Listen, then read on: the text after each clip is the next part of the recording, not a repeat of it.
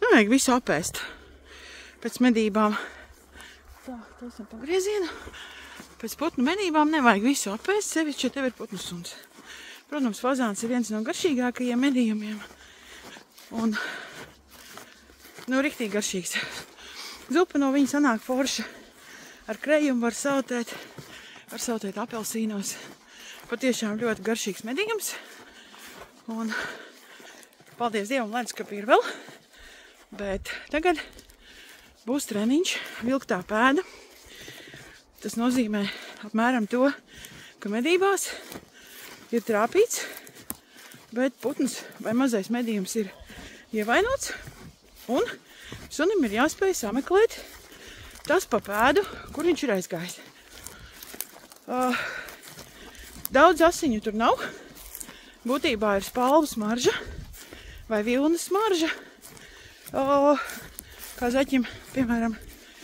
Un sunim ir jāspēj atrast medījums pa to pēdu.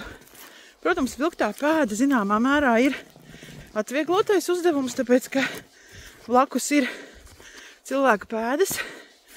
Saimnieka pēdas tādā gadījumā ir pats sliktākais no variantiem. Bet, ja nav līdz kompaņona, tad atliek tikai pašam vilkt to medījumu. Tā, es atvilku to uzkalnā un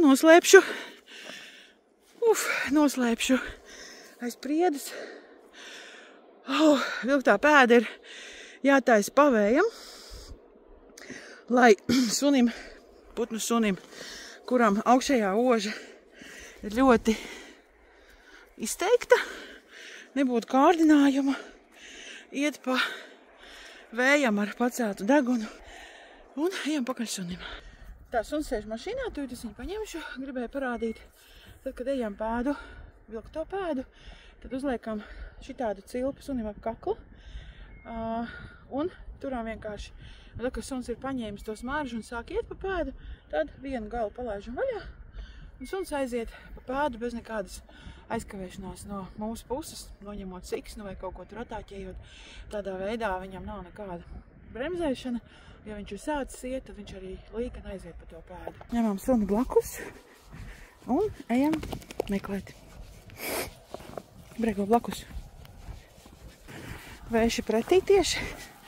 Brego pamazām, man liekas, sāk sajust to vietu, kur smarža sāksies.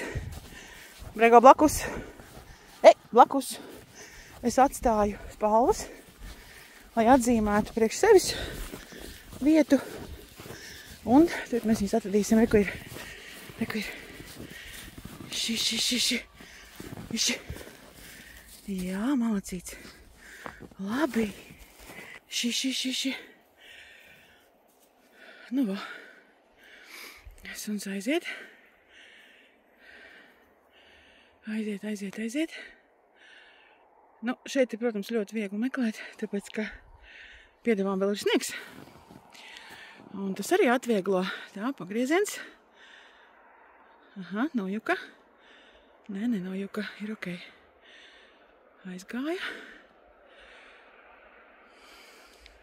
Vislabāk, protams, ir ņemt līdzi kompaņonu, otrs pagrieziens, kurš palīdz. Paņem putnu un uztais šo te pēdu. Tāpēc, ka tad sunim nav tāds bonusiņš kā saimnieka pazīstamā smarža. Tad ir sveša smarža, kas nesaistās ne ar ko. Un tad suns labāk koncentrējās uz pēdu. Nu, tagad skatās un domā. Ko domā? Reikā skrien. Malacīts. Pataisno. Atpakaļ viņam pa pēdu, protams, ka nav jānāk. Viņam jānāk pa pašu racionālāko un ērtāko ceļu, lai pēc iespējas ātrāk atnest medījumu saimniekam. Nedrīkst kost, nedrīkst purināt, nedrīkst mētāt. Pēc idejas viņam ir jāatnāk skaisti.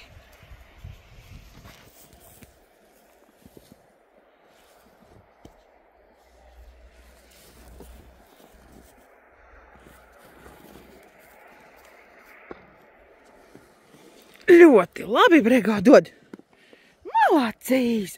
Labs suns!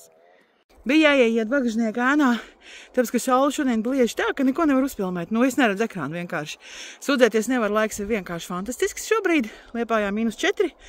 superīgs laiciņš, bišķiņ vējiņš, nu vienkārši ideāli darbam ar suni. Lūk, vilktā pēda ir viens no tādiem ļoti svarīgiem patiesībā uzdevumiem.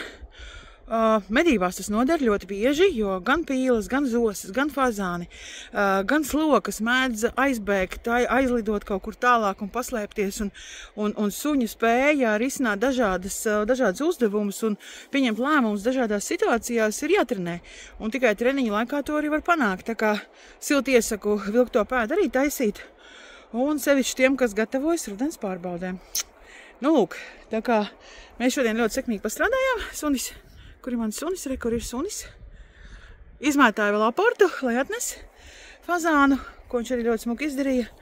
Un, nu tā, sekmes jums treniņos. Un ja kas, rakstiet.